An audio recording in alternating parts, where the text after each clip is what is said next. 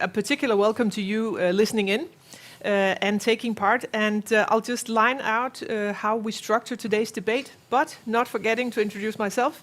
My name is Lone Feifer. I am Director for Sustainable Buildings in the Velux Group. And indoor climate for people is a matter of heart for me personally, but also professionally. So I'm really happy to be able to dive into the topic today and to be able to share and hopefully advance the understanding and also the depth of the knowledge that we have. And we from the side of Velux are really happy to be able to be taking part of this in the partner group, which I would like to mention. It is also here behind us. We are at BLOXHUB, and I know a lot of you are listening in from abroad. So what is BLOXHUB? Well, it is a hub, as is in the word, for sustainable urbanization. Anything around cities or buildings sustainable. And it's national and international, but it's placed on the waterfront in Copenhagen. And it has, I think, more than 600 working desks and a number of different partners and players, corporates as well as startups.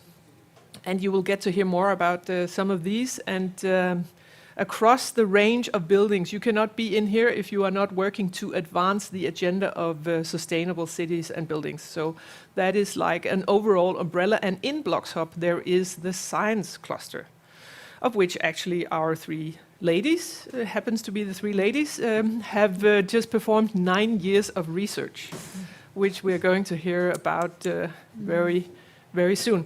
Donya, the Association for Philanthropy and Support of a Better Built Environment, is a partner. Aalborg University, with a long history and portfolio of working with sustainability in buildings. Lys, obvious partner for Light, was our event and debate number 1 and 2.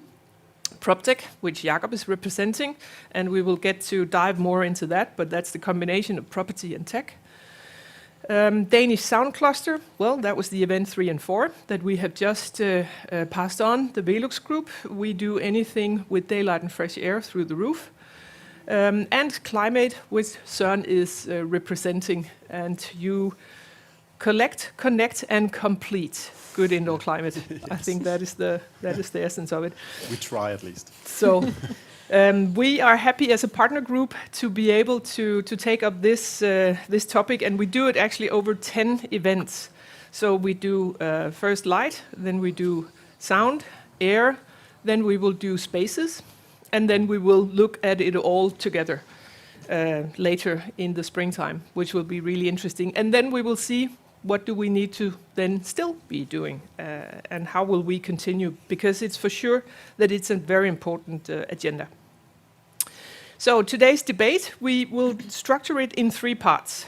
First, we will look into what do we know. Earlier today, we had the science talk by Atze Børstra, who outlined quite well, in my perspective, where we are in regards to air in terms of buildings, but also in light of the current pandemic, what are the newest revelations and discoveries, which are quite substantial and maybe changing the whole agenda on how we look at air in buildings. And that will be our 9 years of research that we will look at the quintessence of it. After that, we will look into where's the state of the art, the technology, what is possible today and in a few years from Jakob and Søren. And then, okay, so how does it happen when you actually have to run a building as a professional operations client? What is actually being measured? What is being demanded? And what is being asked for by the clients? And where is that going? So we're trying to see, are there any gaps? Is there something we need to focus on? Should we rather build bridges between these 3 areas, or what is it that we would like to do? And we take after the 3 parts, then we have the discussion where you can, in the commentary, you can place a question for your favorite panelists or for me to pass on, and sort of give your angle and participation into the discussion. Please send us your questions. The sooner the better, because then we will be able to cover it. So, we have the point of departure. And we have not agreed on who is saying what about what, because you 3 ladies are just coming out of your respective research paths. So 9 years of research. And we know you have been able to really deep into each of your topics of business models and comfort and how buildings actually work. But if you take the helicopter up, could you give us your view and perspective of where are we on smart buildings? Where are we on a knowledge base? Please, who would like to start? I can share with you an umbrella perspective that we've developed together, which is 3 main points, more or less, that are common across our projects.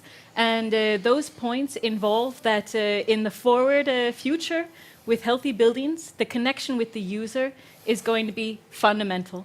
This is both in terms of developing relationships and having more interaction, but also of ways of verifying what is actually going on in buildings versus what we just anticipate or predict. The second point is about the business models, and that is to say that a lot of the activity in the built environment is focused on a single point in the value chain, and that if we are going to change the landscape of what buildings are in use, that looks at going further down the value chain and different ways of making business, which I'm sure Jakob at Proptech will have a lot to say about, as well as Søren at Climaid. And then the third point is about the flexibility of buildings. And that is to say that all of this we've learned in some way or another, it needs to go back to how we're designing, whether it's for new construction or for renovation. And these 3 points were common across our projects. Mm-hmm. Great, thank you very much for the umbrella perspective. Yeah, I can talk a little bit about the user part. So as the previous speaker in the previous talk at 1 p.m. talked about, there is a part of the indoor air quality that is perceivable to people, and there is a part of it that is not.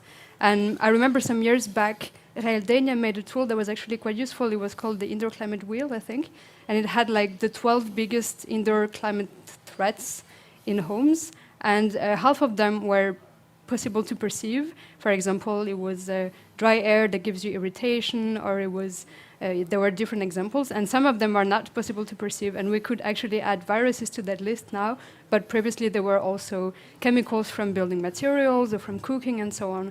So the kind of the task of the research and the industry in that part is how can we help buildings become healthier on top of becoming comfortable, because people can deal with what they can perceive, they can provide comfort for themselves to some extent, but how can we make sure that they are also living in healthy homes and that they are able to sense that the air is actually not dangerous for them and so on. So there are these 2 levels of comfort and health that are actually quite different. So comfort does not necessarily equal health in buildings? I guess not, because there could be a lot of unhealthy things in this room. For example, one of us could have COVID, and of course, if we were not that far in the pandemic, maybe we would not know, and we could feel comfortable here without being healthy, because part of the pollutants are invisible to the human senses. Yes, you're right. Donya, would you like to complete? Yeah, well, my aspect of it is more on the design and using the information we collect from buildings in operation for better design and for better operation. And I've been focusing more on the use of data-driven technologies, or I call them data-driven methods or services, such as Climaid is an example of sensor technologies that can acquire a lot of data.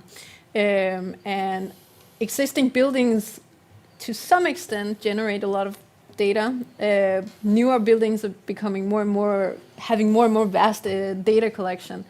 And the problem is that we are collecting so much data that we don't know how to use them. There's a lot of information, and people are talking about all the different possibilities, but still we need some kind of a concrete idea of how to take this sensor data and actually turn it into some kind of a value.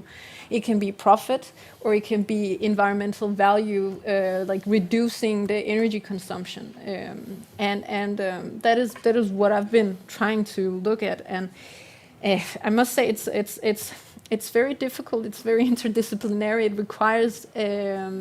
requires a change in way of thinking in the construction industry, but also in the people's knowledge and skill sets need to be improved, or new roles need to come in to facilitate this.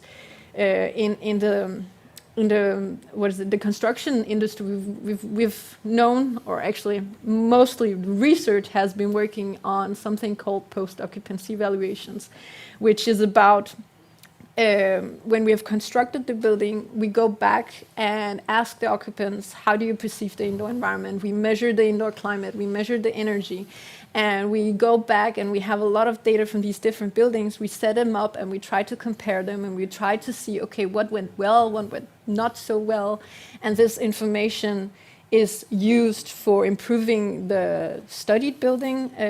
The facility managers can use this to make the building better, but also the designers can take this home. So this practice is known in research, but it's still a little bit strange that we haven't used it, or it's not a common practice in the industry. But that's related to how we organize, and that is where my research completely stops. I'm an engineer, technology focused, but I can see that we need much more research, or people who are experts in management and social science and a lot of these different disciplines. And I think, yeah. When you say people knowledge, Yeah. who is it? The professionals who are designing buildings? You're talking about architects and engineers. Is there a gap of knowledge that they don't know how the building actually performs? They are very good at creating the building, designing the building, but I don't think they're not good at not understanding how to make a proper design. I think the problem is that we just simply cut the building life cycle. We design, we plan, we design, we construct, then we hand over, and then we turn our back and leave. So the building operation, the real estate, all the people who are actually going to use this building for, I don't know, 50 years or so, they are not even considered, or not as much considered in the design as they should be, because it's a big part of the building, and it's not something that takes up much of the process of designing. But isn't it covered in the building regulations then? Well, it can be discussed. I don't see it as it is. There are requirements for the energy frame, which you have to document, but you can make a beautiful building on paper, but you don't need to document that is actually living up to this. So it's all hypothesis. Is that what you're saying? Yeah, you can say that.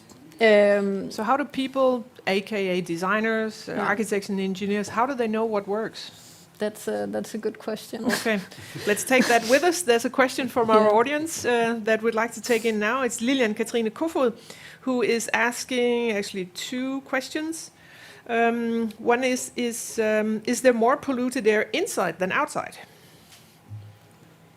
Yeah, I mean, some research suggests so. Of course, it depends where you live. If you live next to a trafficated road, you might have a lot of fine particles. But yeah, I mean, like the building materials emit some pollutants. The underground emits some pollutants. You cooking emits some pollutants. Your kids' toys emit some things as well. So there are a lot of sources of pollutants indoors. And we often consider that removing them consists in opening windows or using ventilation and having fresh air from the outdoor coming in. So yes, in that respect. And also humans emit some pollutants. We breathe, we emit humidity, we emit CO2, and if those concentrations go too high up, then there are also some risks for health. So the main sources of pollution are unfortunately indoors. From inside. That's following up from also Lilian Katrine, to where she asks, well, how can we set air quality standards when the decor and residence clothing and surroundings are produced to vastly different standards from around the world? I guess that's also what is known as the cocktail effect. One thing is that you establish the building and it's a shell, but then we bring in ourselves and all kinds of furniture and surfaces. Yeah. How can you address that then? Yeah, I mean, I suppose there is a lot of research going on the actual effects on health of different concentrations of these pollutants, and maybe this is what should drive the standards. Stay below some threshold, and I mean there are some standards for different pollutants with some thresholds that say let's try and stay below this. But I guess one issue is that, for example, volatile organic compounds or fine particles are difficult to measure. You don't have this in cheap sensors that you can have in a regular home. So maybe one of the ways to be certain about this is just to have standards on actually air change rate and how much we should ventilate so that we are sure that we can get rid of those pollutants. Okay.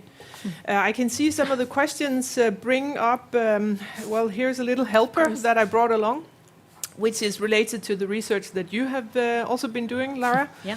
And it's coming up in the commentaries, and it also did earlier, because somehow we need to make it visible, make the invisible visible. And how can we do that? Of course, it's data, which also Søren and Jakob are going to cover, but also just knowing.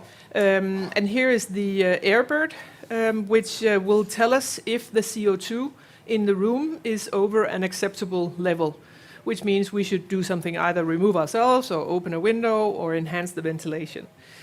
So that is like one way of giving a shape to air, because it's one of the problems, we can't see it. And here is a comment from Bjarne Olesen, who happens to be one of the top experts on the area. You well know from DTU. Indoor air quality, yes, he knows quite a bit.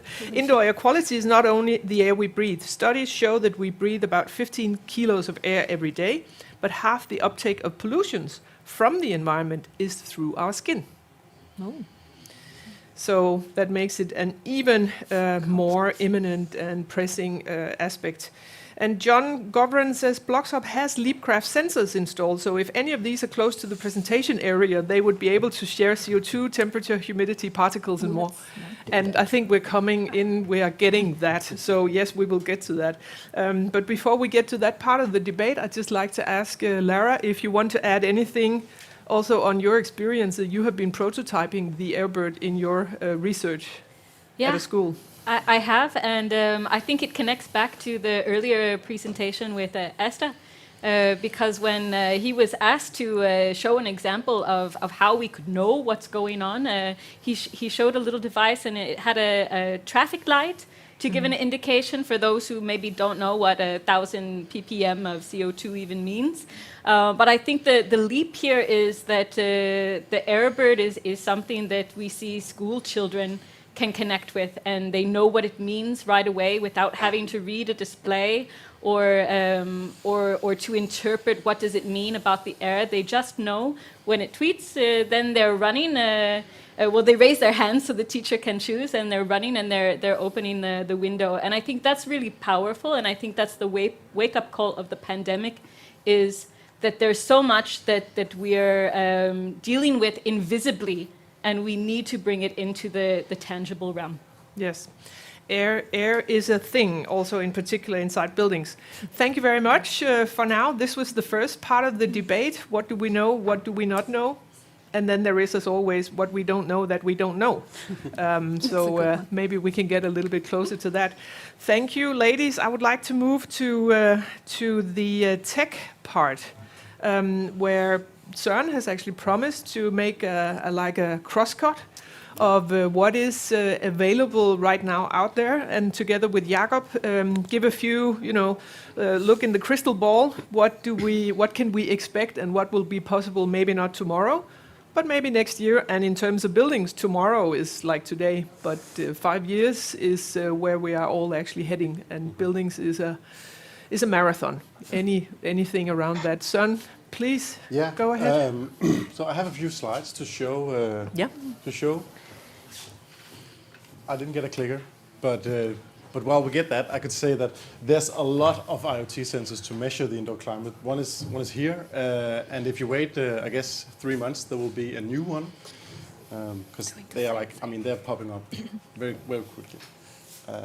All right. Can we see? No? Oh. Yeah. Okay, here it is.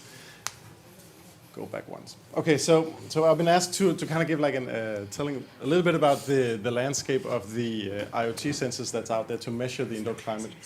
And we quite often say, yeah, it's very easy. We just need to measure it and send it to the user, either on a phone or through the airbird or on a little traffic light.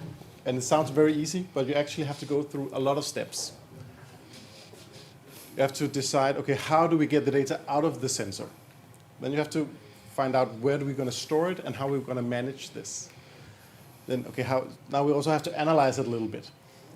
We have to visualize it with sound or on your phone or the traffic light or some kind of dashboard that everybody knows.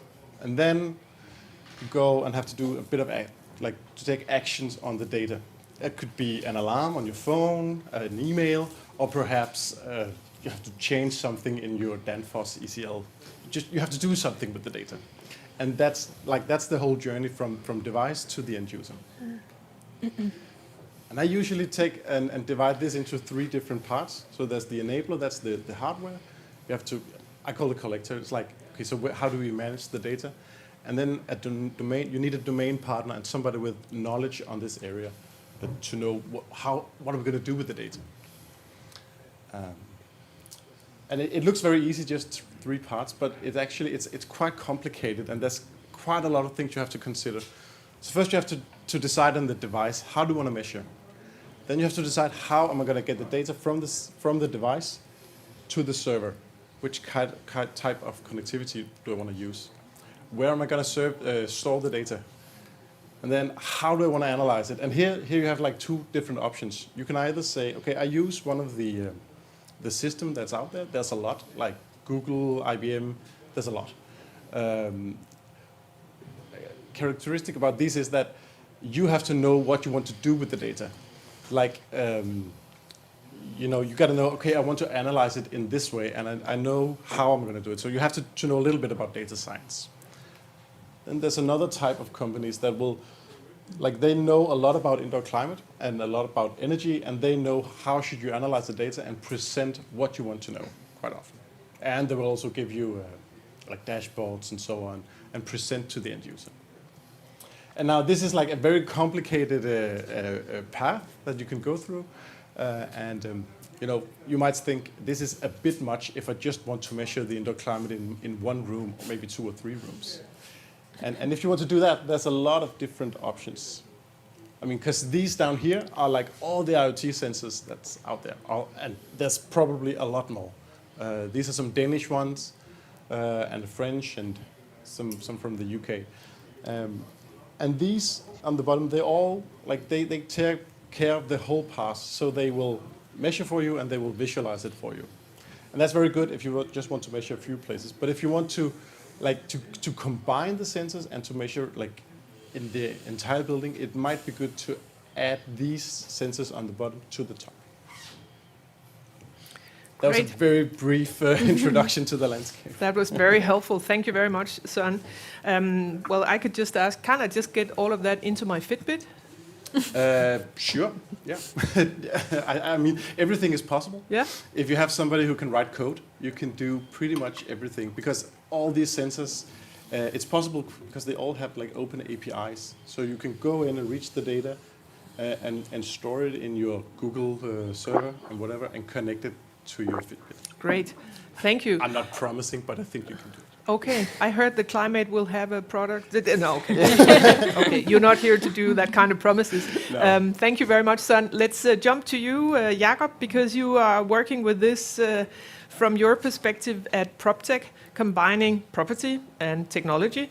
And I mean, like Søren lays it out, it sounds, of course, complicated, but cooking can also be complicated if you get a recipe of something and you have to get it all ready at the same time. But somehow it happens a lot that you get complicated meals and you have different levels of this, and you know how to read a menu and order something. Maybe we're not quite there yet on property tech, but are we going in that direction? Is that where you are heading with what you're facilitating?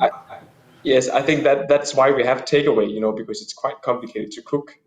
So you can just order takeaway. And I think maybe that's also a little bit for the PropTech and also for the indoor climate technologies in the future, that it's fine with all these, small bits and pieces, and you can do this and that. But I think really big property owners, big property operators, they just want an easy solution. So I think this is really where it's going, and that is maybe not that that Søren from Climaid should make that all integrated solution, but that he ensures that his solution is integrate, with other systems. So it's really easy for building operators to plug in their tech stack.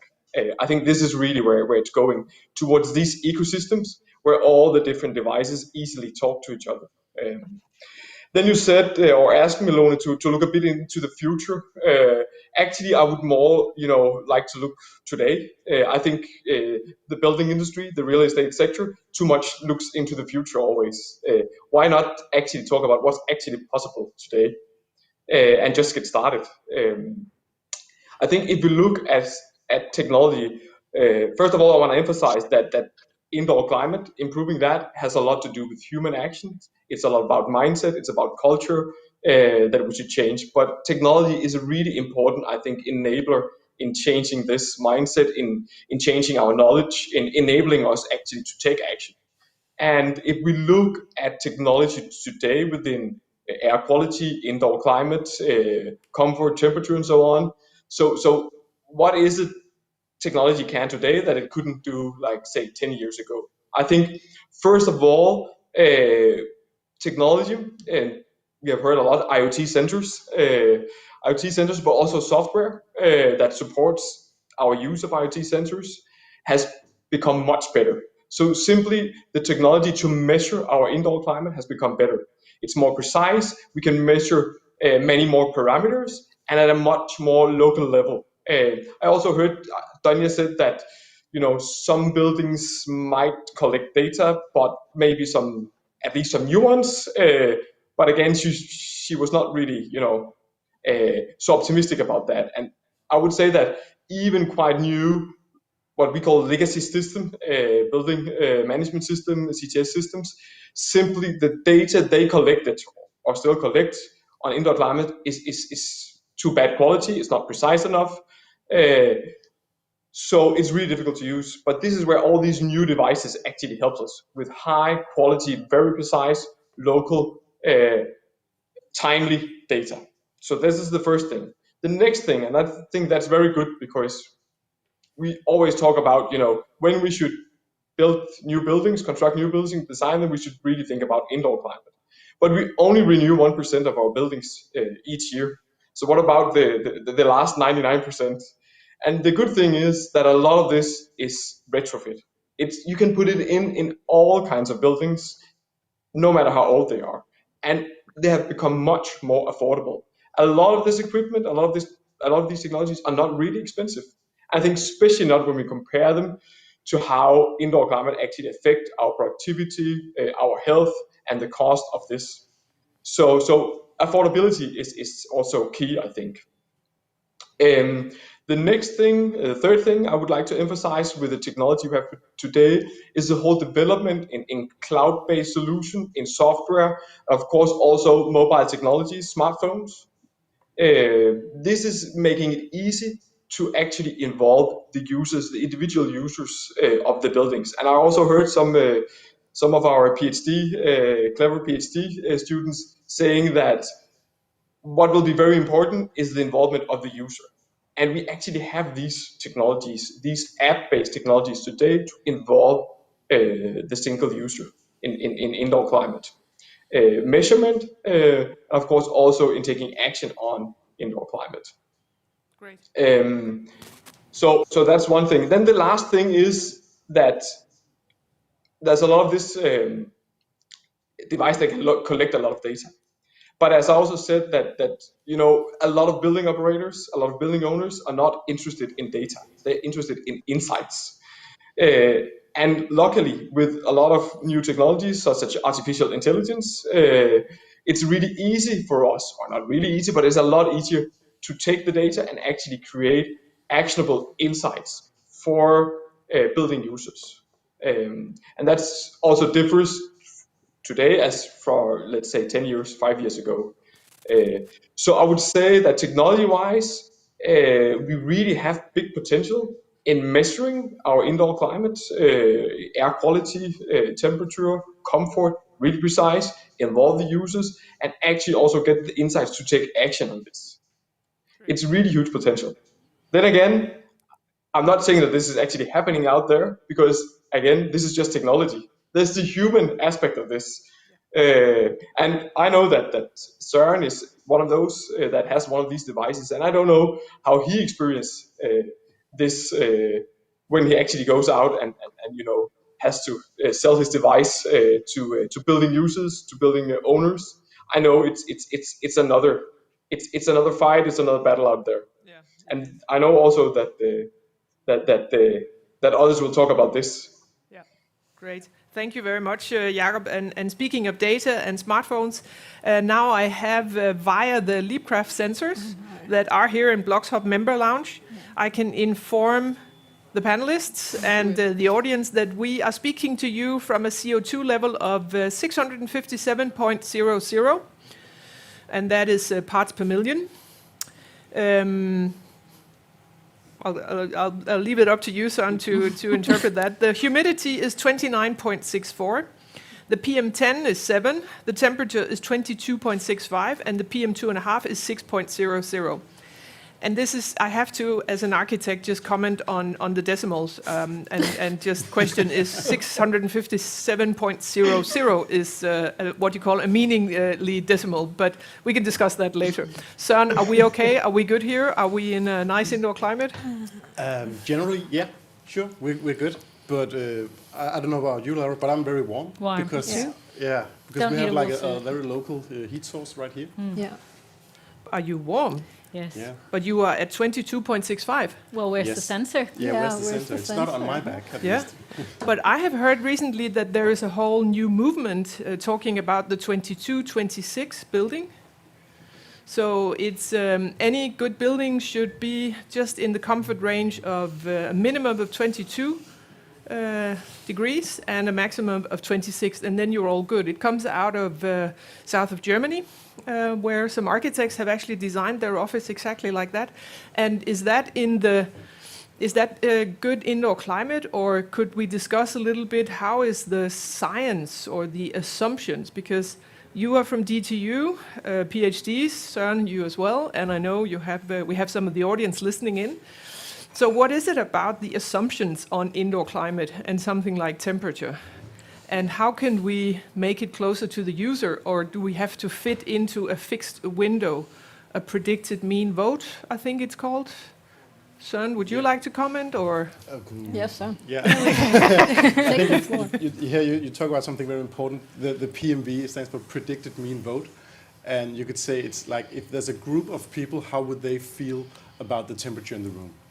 And it's considering like the air temperature and the air movement. So if there's a draft and so on, but it's the average of a group of people, and I mean yes, you could design a building based on that, and you probably should because you're not designing it for one person.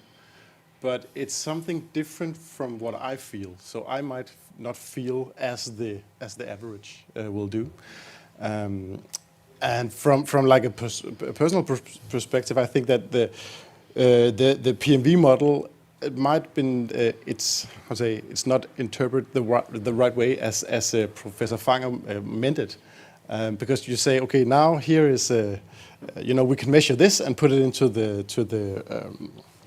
we can calculate it and say, yes, it's good. It's a good PMV. Okay.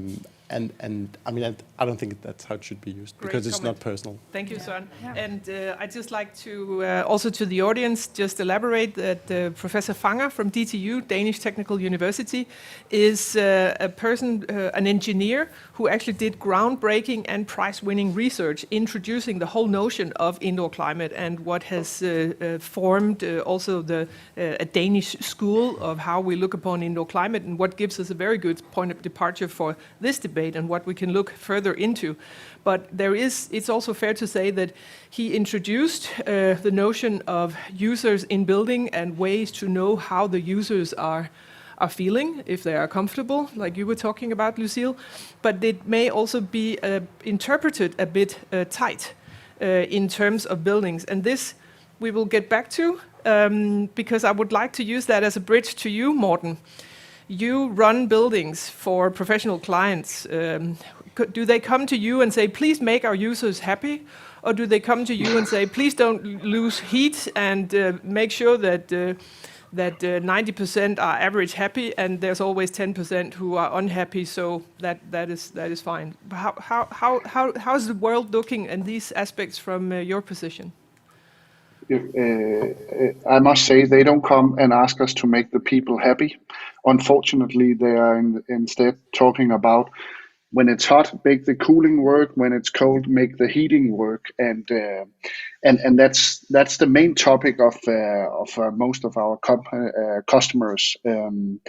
What we see is that we have actually been trying to move this debate into indoor climate over a couple of years, and of course, some of our larger customers say, "Okay, let's look into it." I think Jakob said it very well. You can retrofit sensors. You can create the data into old buildings, and we can also present these things to them. But then it comes: are there really any evidence that if we made the air just 2% better, that people will be more effective? Does it cost money? Does the heating work? Yes, it does. Does the cooling work in the summertime? Yes. Let's leave it there then at the moment. And that's why it's so interesting to see that these things and in the effects of the corona pandemic, now it's actually getting noticed, and they are getting aware of these things, because it is about the user journey. Are you happy when you're at work? It's the indoor climate, it is the lighting and all of that. So I think for the near future, as Jakob also is saying, we will see that customers want to do the retrofit of measurement, and then it's up to us as a professional operator to help them use this data to utilize how we can make a better environment for all of the employees.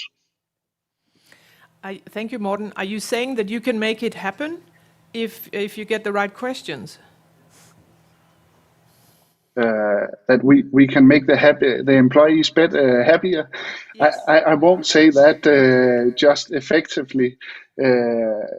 I'm so sorry, but I believe that if we start working with this, we will see less, sick absence and so on.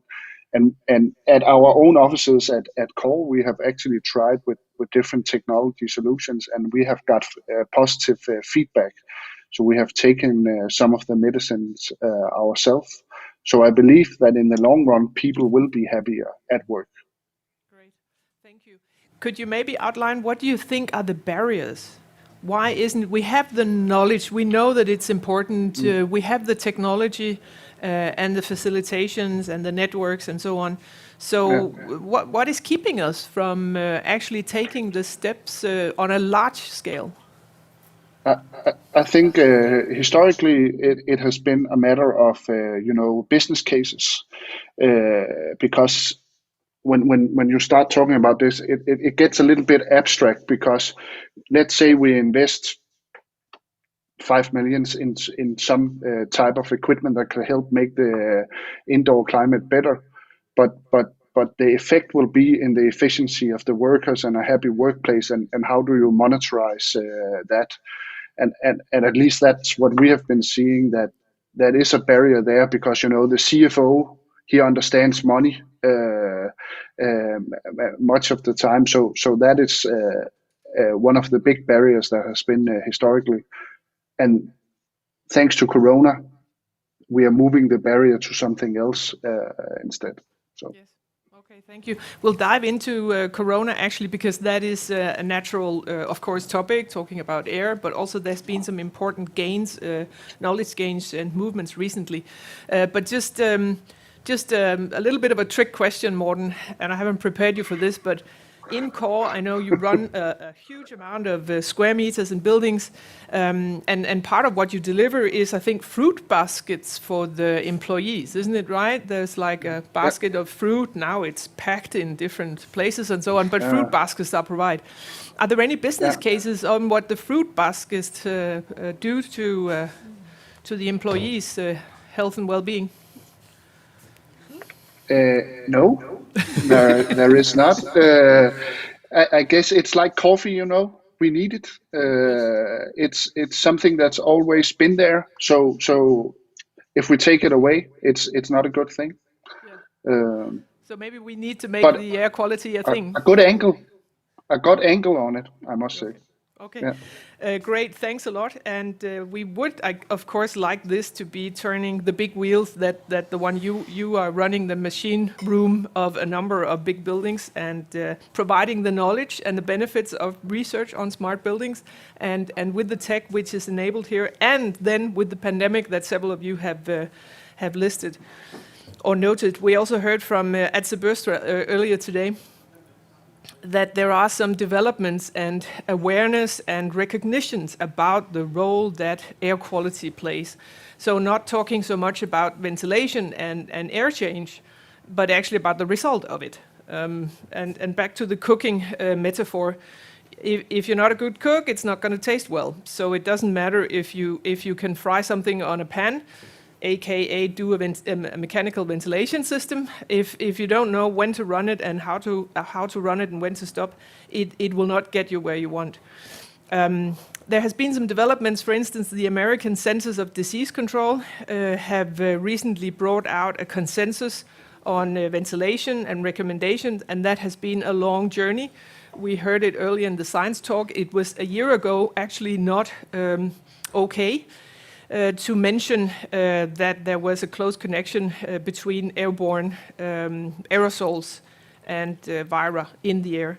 And the same thing has happened with WHO, who now has a roadmap to improve and ensure good indoor ventilation in the context of COVID-19. So in a year, or less than a year, vaccines were developed faster than ever. And it's a little bit the same with the perception of air quality and what it means to our health and well-being, that we have taken a giant leap in this year that has passed. So are we able to, I'd like to ask you to just consider, how are we able to act on that? And starting with you, Morten, can you imagine that your clients will now be saying, please keep the air clean for vira? And Jakob, following that, is there anything out there that would be able, if Morten says, yeah, okay, but I need some technology and I have to know that it works. Maybe start with that, Jakob. Sorry, Morten, I'll just jump to Jakob. Is there anything that Morten can apply? Yes.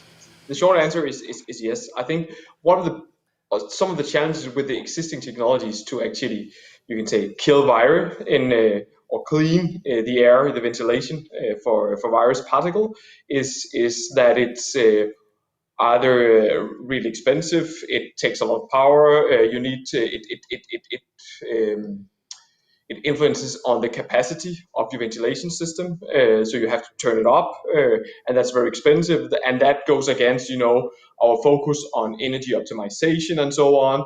Maybe you get actually somehow a poor feeling comfort in your buildings. So there are some challenges, but actually right now I've just been presented for this. It's a Turkish-Danish company, actually also sitting here in BLOXHUB, and they're now they've developed a solution. It's kind of a small filter. You can retrofit it in existing ventilations. That you can also get a small machine in a room, and it functions like that. That it's micro.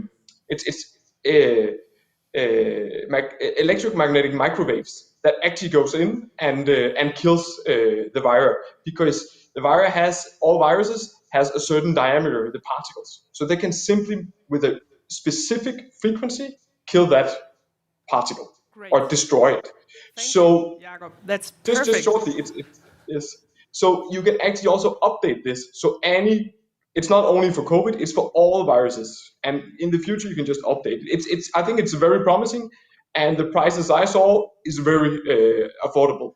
There it is, Morten. So there are solutions. Do you want to sell that to your customers as a value proposition? Kill the virus in the air.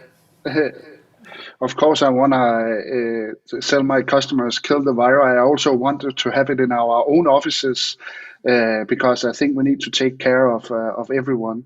I think the main thing here is to say that we can't sell you no virus at all at your offices. The pandemic has shown it, but we can try and help you with taking all the you can do to protect your employees. And yes, we see that the customers now are more open to all of these possibilities that are opening. I haven't heard about the one Jakob was talking about, but I've heard of some other solutions. So I think they will see it as money well spent now, and that's thanks to this Corona situation.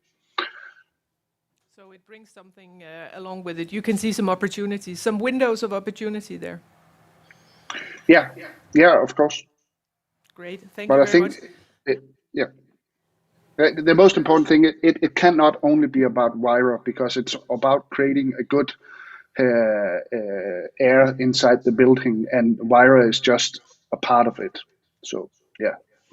Great, thank you very much. I'd like to squeeze in a question, and please feel free to say who would like to revert on this, or you may have some comments to what we have just discussed. There's a question from Eva Y, Denmark. What do you think about the widespread use of air purifiers and humidifiers by the general public? To what extent can they be productive or counterproductive towards achieving a healthy indoor climate? My question back, where? Because in Denmark you have to use ventilation. At least it's required by the building regulation law. When you construct new building, you have to use mechanical ventilation, natural ventilation somehow. So I'm mostly fan of the ventilations part to make fresh air come in. I'm not sure about the specific technology that is mentioned there. I'm more fan of the ventilate. So Air change. yes, air change. That Changing should be the the air. focus. Efficiently. Yeah. Okay. Yeah. Anyone else? Yeah, Søren? I would say, well, I would also say, if possible, open a window. Yeah. But if because the air purifiers are out there, and you can buy them, and if you do, just look into them, because they use different technologies, and some can kill Vira, some can't. So you want to look into that. Okay. Otherwise, you might fool yourself. Okay. Is it true? I've heard somebody say that CO2 can be actually also used as a proxy for contaminated air. It may not especially detect the specific particles or Vira or what is bad for you, but it can be a proxy that you need to somehow flush the room. Yes. Yeah. Yeah. That is. I don't know if there's like two schools. Some who says that CO2, high levels of CO2 can be poor for your performance, and another school who are saying that it's a proxy for the indoor air quality. If it's low, if we have like not here, but there where the sensor was 600 ppm, then we can say it's an okay and acceptable indoor air quality. And yeah, we can't get below 400 ppm because the outside air is 400 ppm. So that is a very nice level. And ppm is parts per million. Yeah. So it's a thinning of the air. Yeah. Lara? And if I can just comment on a real practical business aspect of that, as Morten was bringing up, if you have to make this huge investment to learn something or change something, it's probably not going to happen. And having CO2 as a proxy means that you have access to really affordable technology that you can put in multiple places, or even possibly have on your belt or have the data in your wrist. And what that means is it's something that becomes accessible to take action to everybody, and not just to those who make a massive investment in changing the whole building. Yes, so it's about good data, but it doesn't have to be rocket science, actually. It doesn't have to be with the decimals. I can see Søren shaking his head. I'm not going to get an engineer to admit that we don't need the decimals. Okay, that was a bit too optimistic. Søren, you had a comment. Yeah, no, not about the decimals. We don't need those, no. I think, yes, the CO2 is a proxy for the ventilation rate in the building, or in the room. But I think it's, I'd say, we cannot rely on everybody in a room to know what the CO2 is. And from that goes to, okay, now I need to open the window. I know the traffic light, you see that in a lot of sensors. Some only just use a red light. But from our studies in schools, they say, okay, now we need to do something about the air. And they open a window. and we know, okay, that's not enough. You need to you need cross ventilation. You need to do something more. And sometimes the teacher sees the red light as a distraction for their teaching, even though the indoor climate is poor and they know they should ventilate. They turn it off because now all the students are quiet. I can finally, they can get stuff into their head, and I don't want to care about the traffic light right now, so they turn it off. But you have a choice as a user. Yeah. That adds up to one of the questions we have, and just before I go to that, I stand corrected from Bjarne Olsen's comment is that 22 to 26 degrees Celsius fits with recommendations in existing standard, which recommend 20 to 24 in winter and 23 to 26 in summer. So we're fine with the 22.65. But you could also argue that having 21 in the morning in a building like this would be okay. Because people could just bring a jacket or sweater or something in the morning. And, you could adapt to the temperature you could adapt. as a and user. That's another school from the PPM. Okay. That's. I'm not going to go into clinch with Bjarne. No. But I don't want to put those words in his mouth either. I think he's just kindly informing us of that there are two ranges. So thanks for that to Bjarne Olesen. But talking about adapting, that is maybe. Interesting to go into that, and I think parts of your research have been evolving around that, because there are two schools. One is that there is an absolute range and comfort hierarchy, and then there is the relative one. The fact that users could adapt and be able to have immediate influence on the indoor climate, either by having more or less clothes, taking off, taking on, opening windows, having the ability to control it. And I know several studies show that alone, the knowledge that people can actually impact and influence their immediate indoor climate means quite a lot to their sense of well-being or the adverse.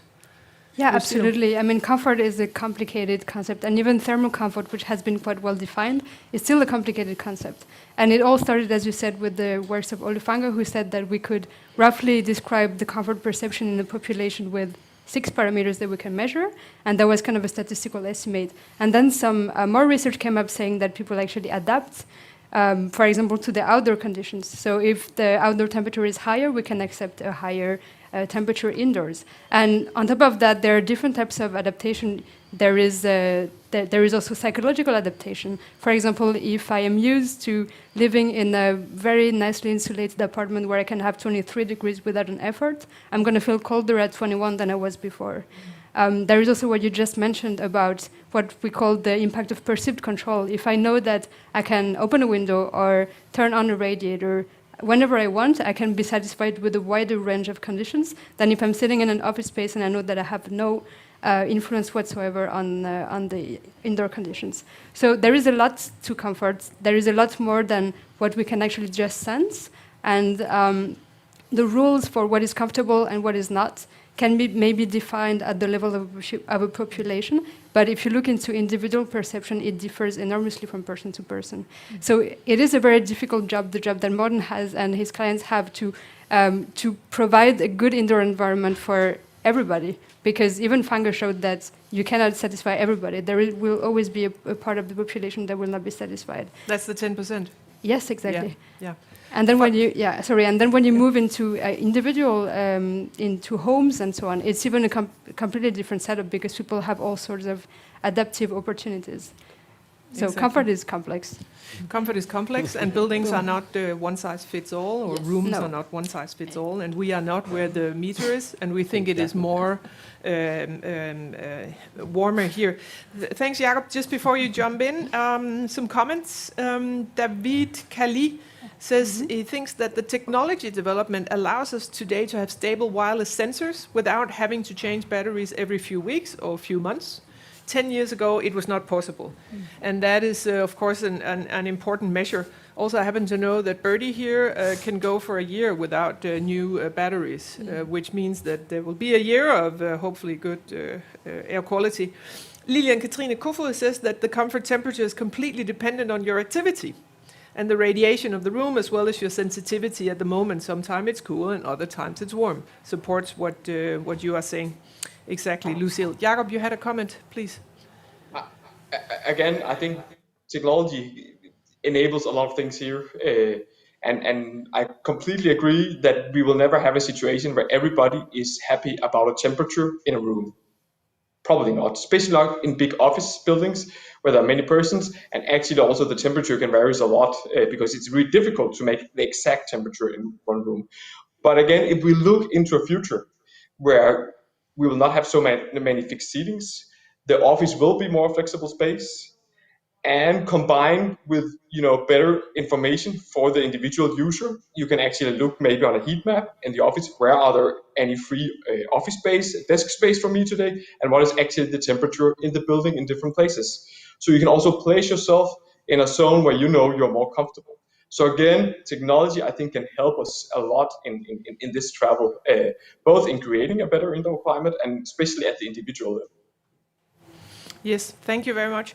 I think before we move to a closing round, where I will ask you all to give us your most important takeaway, because we will gather 3 takeaways. Maybe some of them are the same, maybe we will take more, but I would ask you to give us your most important point to bring onwards for the building industry and users to work on. Hang on, just one technical. We need to push a button on the television to not lose you two guys. Technology. So, talking about technology, it's sometimes it goes idle. There's the one question before I move to that round, and while we're trying to find the button that we can push. Technology. Jakob, why are you online with you, the technology guy? The question That's because is of the from, technology guy. I'm sitting here in the digital twin. Yes, you are actually standing behind the TV. Yeah. Okay. The question from Eva is, what solutions would you suggest for cities with very high outdoor air pollution? In many of those areas, people refuse to open windows in fear of getting polluted air inside. I guess that's a problematic Morten, but I would maybe actually ask you tech guys to say what would be your recommendation in that circumstance. I know that in some parts of the world you don't design buildings with openable windows even, because you expect the CTS system to do the whole job. I guess you would need to clean the air when it gets in, either through, directly in the room, or in the ventilation system. You can have filters and the technology that was mentioned, like that. Yes. You need to clean it, because you cannot bring in the polluted air from the outside. So you can filter it away. Yes, you would have to. Yeah. Did you have a comment, Lara? Yes. Please. Yes, I think again, and I think actually we touched upon that before in this event series, that we should remember that buildings are not built to save energy, and we don't have indoor climate to save energy. Buildings we build for people, and indoor climate is for people. So I think again, we have to take point of departure in the people. So first of all, if you have really polluted outside air, yes, you need filtering technologies. But I'm still really against these buildings where you can't open the window, because sometimes in some situations it's just more comfortable and easier to open the window. And then yes, you might get a little bit of air pollution, but then you might feel a lot more comfortable. So it's I think it's also when you have these buildings that it's only the CTS system that manage everything. People don't feel really comfortable normally. You need to give some control back to people also. And I'm saying that, and I'm the technology guy. Great. We will get back to you on that. And talking about the indoor environment, I have once heard from one of the sensor company colleagues that if you fry pancakes for your kid's birthday, the particles from that, if you don't get rid of it, it'll stay in your apartment or your house, and you will submit the kids to a worse situation than if they are walking a very trafficked road, actually. And there you go. Who doesn't like pancakes? So maybe it's also a matter of getting an awareness around this. Okay, I think that will lead us to our concluding round. What is the most important advice that you clever people, researchers, technology experts, facility, giga company running for professional colleagues, what would you pass on as the piece of advice? I would like to start with you, Donya. Yeah. Okay. There's a lot. There's so much One. to tell, but one.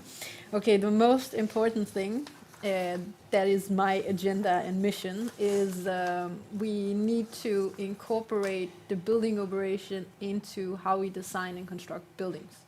Whether it's with technologies or whether it's with a post-occupancy survey, I don't care. We should just do it.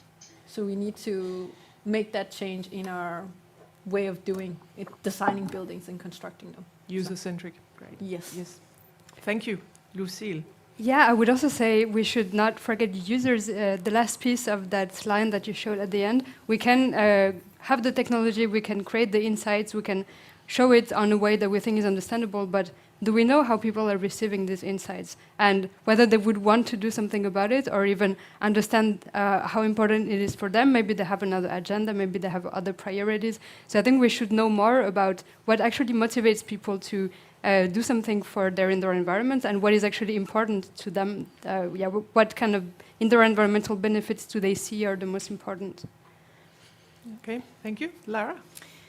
Yeah, I actually want to go back to the fruit basket metaphor because I would say there is a business case for giving your employees fruit. And quite simply put, that's that they're grabbing a piece of fruit instead of a candy bar, and that has long-term effects on their health. The contrast here with talking about air and temperature is if you take away the air and temperature, people are actually not going to complain because most of the problems associated with it are not sensible for them. So we need to give them ways of understanding that their virtual fruit basket has been taken away. Yeah. Great. Thanks for picking up on that metaphor. Søren, passing on to you. What's your advice? It's got to be about technology, right? Oh. Yeah, and I would say that everybody should measure as much as they can, but please consider what you do, where you do it, and when you measure the indoor climate, please also measure how people perceive the indoor climate. And remember that when you start to measure, you also give people, like people will expect something to happen afterwards. So before you start measuring, remember what are you going to do and how are you going to communicate the results. Great. Great piece of advice. Thank you. Jakob, passing on the baton to you.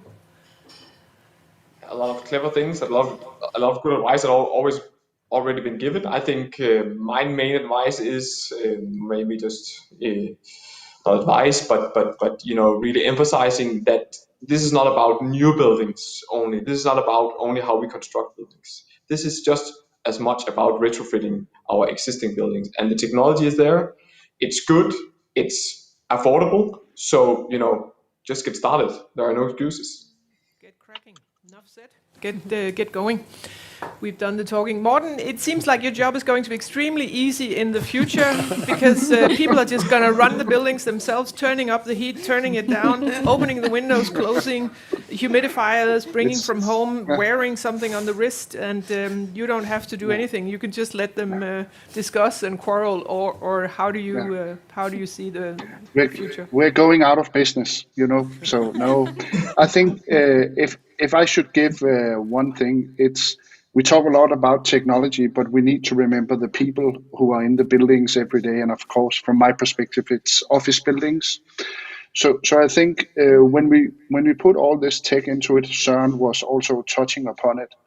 Remember the people. If they start seeing sensors that beeps or makes lights or something, remember the users want to understand why we're doing this. So remember the users when we start retrofitting. I think that's very important.